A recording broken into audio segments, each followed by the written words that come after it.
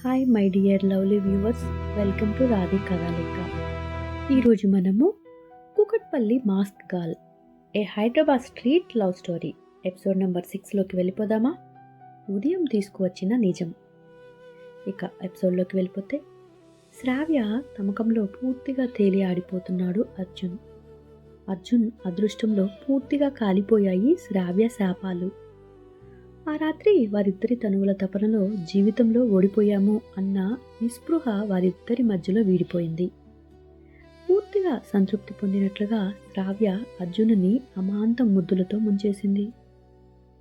నా శరీరపు సామ్రాజ్యానికి, నా తనువుల తపనలకు, నా మనసు ఊహలకు, నా ఆలోచన దాహాలకు, నా ఆత్మీయత రాగాలకు, నాలో మొత్తం ప్రతి ఒక్క అణువణువు నీకు రుణపడి ఉంటాను అని నీతో చెప్పమంటోంది అద్రు అంటూ అతని శరీరంలో ఒక్క అంగుళం కూడా వదలకుండా ఆమె అతని పాదాల నుండి నడినెత్తి వరకు ముద్దులతో ముంచేసింది. అర్జున్కు నువ్వు నిజమైన మగాడివి అని తను పలికే ఒక్కొక్క మాట ఈ లోకంలో నిజంగా ఇక దాని ముందు ఏది అవసరం లేదు అనిపించే అంత ఆనందాన్ని కలిగించింది.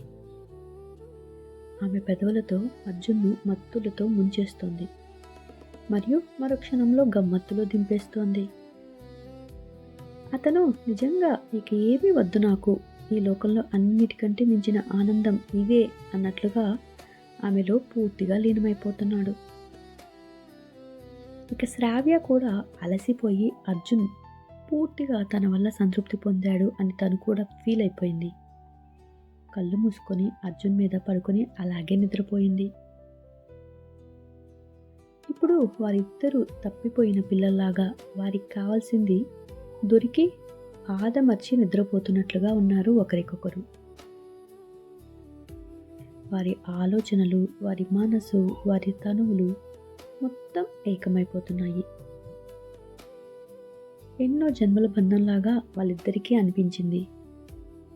ఈ ఒక్క రాత్రి గడిపేసి తీర్చుకునేది కాదు ఈ రుణం అని వారికి అనిపిస్తూ ఉంది. ఇప్పుడు సంతృప్తిగా కళ్ళు మూసుకొని అర్జున్ కూడా ఆమె భుజాల మీద పడుకొని తలవార్చి ఆదమర్చి నిద్రపోతుంటే కుళ్ళుబోతు రాత్రికి కన్ను కుట్టినట్లుంది. ఎప్పుడు ముగిసిందో ఇద్దరికీ తెలియలేదు. లాడ్జ్ గదిలో ఏసీ చల్లని గాలి ఇంకా నెమ్మదిగా వీస్తుంది. కిటికీ బయట తెల్లవారుజామున మొదటి కాంతి నగరాన్ని మెల్లగా మేల్కొల్పబోతుంది. దూరంగా మసీదులో నమాజు చదువుతున్న శబ్దం వినపడుతూ ఉంది. మరోవైపు నుండి గుడి గంటలు సుప్రభాత సేవలు వినపడుతున్నాయి. ఇంకోవైపు మెట్రో ట్రైన్ పరుగులెడుతున్న శబ్దం. మంచం మీద అర్జున్ ఇంకా గాఢ నిద్రలోనే ఉన్నాడు. అతని దృఢమైన చెయ్యి ఇంకా శ్రావ్య భుజం మీదనే ఉంది. శ్రావ్య మాత్రం నిద్రలో లేదు. ఆమెకు మెలకు వచ్చింది. ఆమె కళ్ళు తెరిచి అరగంట నుండి అర్జున్ వైపే చూస్తూ ఉన్నాయి. ఆమె నెమ్మదిగా అర్జున్ ముఖాన్ని తన చేతితో నిమురుతూ అతనికి ఉన్న కొంచెం గడ్డాన్ని ఆమె చేతి వేళ్లతో స్పృశిస్తూ ఆ ఫీలింగ్ని అనుభవిస్తుంది. రాత్రి జరిగింది ప్రతిదీ ఆమెకు గుర్తొస్తుంది. అతని నవ్వు, అతని మాటలు, తనను శాపి అని పిలిచిన అతని విధానం. ఆమె పెదవులపై ఒక చిన్న నవ్వు విరబూసింది. ఇంత త్వరగా ఎవరికైనా దగ్గరవుతానని నేను ఊహించనే లేదు. అసలు నేనేనా ఒక రాత్రి ఇతనితో పడుకుంది అని మనసులో అనుకుంది.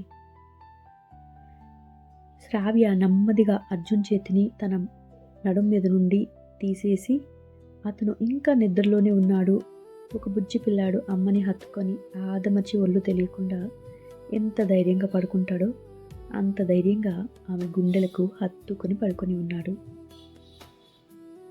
ఒక్క నిమిషం ఆమె చేతి వేళ్లతో అతని పెదవులను తాకింది. గట్టిగా వాడి పెదవులను మరొకసారి ఆమె ముద్దు పెట్టుకోవాలి అనిపించింది.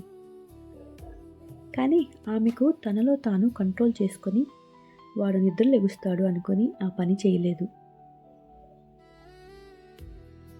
మరికొన్ని క్షణాలు అతన్ని చూస్తూ ఉండిపోయింది. అద్రు అద్రు అని చిన్నగా, చాలా చిన్నగా పిలిచింది. ఆమె అలా పిలవగానే అతను అన్నాడు. కానీ కొంచెం కూడా కదలలేదు. ఇక ఆమె మెల్లగా అతని చేతిని జాగ్రత్తగా పట్టుకుని పక్కన ఉన్న దిండు తీసుకుని అతనికి ఆంచి పెట్టి దాని మీద అతని చేతిని పెట్టేసింది. మంచం మీద నుండి జాగ్రత్తగా శ్రావ్య లేచింది. గదిలో చీకటి కొంచెం తగ్గింది. ఆమెకి కర్టన్ తీయాలని అస్సలు లేదు.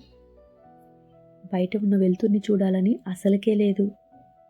వెంటనే తను వాష్రూంలోకి నడిచింది. ట్యాప్ తిప్పగానే వేడిగా నీళ్ళొస్తున్నాయి. ఆమె ఒళ్ళంతా నలిగిపోయిన ఫీలింగ్.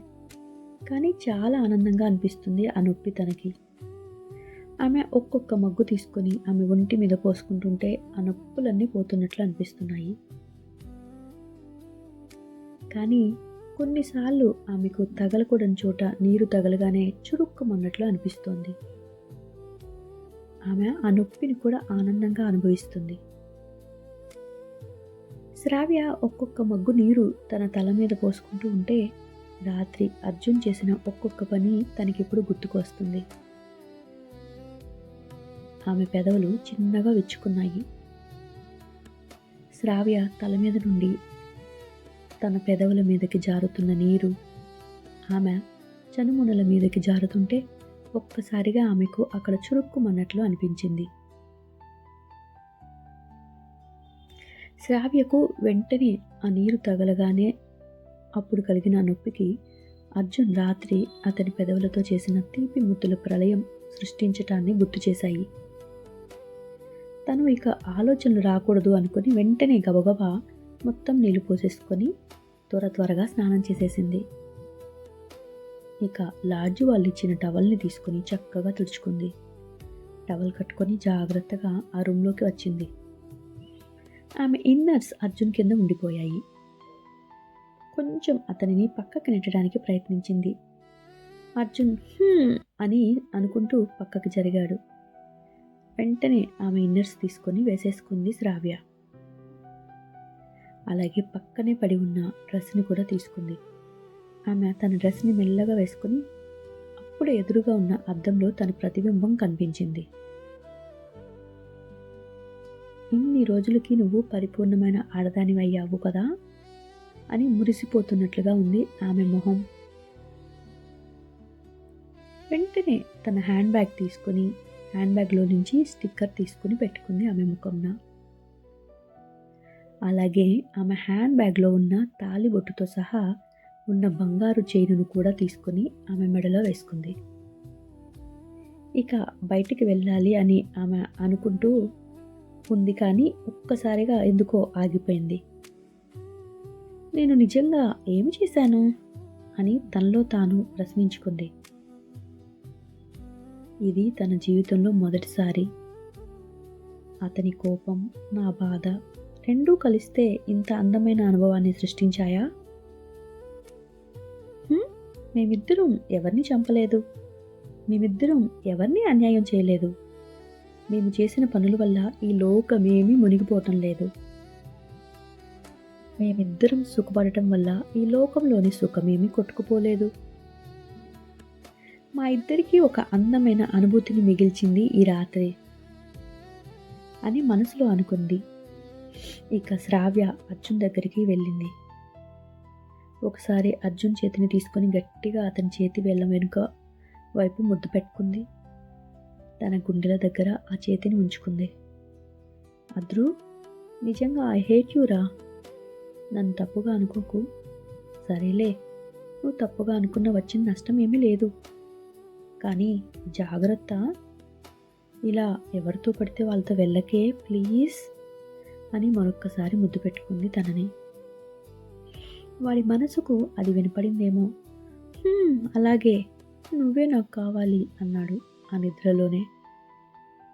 ఇక తను వెళ్దామని పైకి లేవబోతుంటే వాడు గట్టిగా ఆమె చేతిని పట్టేసుకున్నాడు.